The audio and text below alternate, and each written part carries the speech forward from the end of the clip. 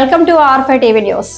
కేటీఆర్ బాధిత కుటుంబాన్ని కలవకుండా వారిని ఆర్డీఓ బలవంతంగా తీసుకెళ్లారు.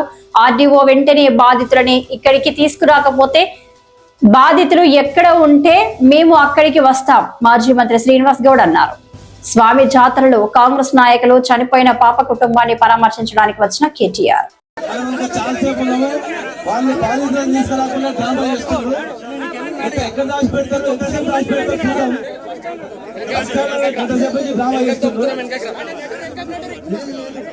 అధికార పక్షానికి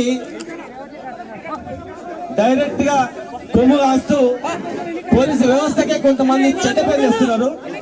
ఈ వేధింపులు ఇక్కడ కాదు, రాష్ట్ర వ్యాప్తంగా ఇలాంటి వేధింపులు, ఇలాంటి దౌర్జన్యాలు జరుగుతూ ఉన్నాయి.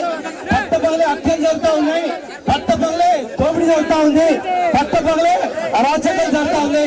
ఈ ప్రభుత్వం అరాచకమైన ప్రభుత్వం. దీన్ని అంతా బంధించాలంటే అందరూ సమ్మేళనం పాటించాలి, అందరం ఒక్కటి కావాలి, అందరం ఒక్కటే ఎదురు తిరగాలి. తమిళనాడులో, అంతకుముందు శ్రీలంకలో, నేపాల్లో ఎట్లా జరిగిందో ఆ పరిస్థితి రాష్ట్రంలో కూడా ఖచ్చితంగా వస్తుంది, దగ్గరలోనే ఉంది. కనుక దయచేసి అలా కూర్చోండి, కనుక అందరూ వాళ్ళు చూద్దాం, ఇంకా 10 నిమిషాలు చూద్దాం, ఆర్టీఓ సంఘం చూద్దాం, కలెక్టర్ గాని, ఆర్టీఓ గాని, ఎస్పీ గాని తక్షణమే బాధితులను ఇక్కడ తీసుకొచ్చి ఆధార పరిస్థితులు లేదనుకుంటే మనమే అక్కడికి పోవాలన్న ఆలోచన చేస్తాం.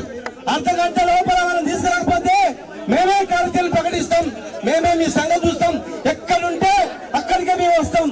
ఇంకా ఎంతమంది కొమ్ము కాస్తారో చూస్తాం.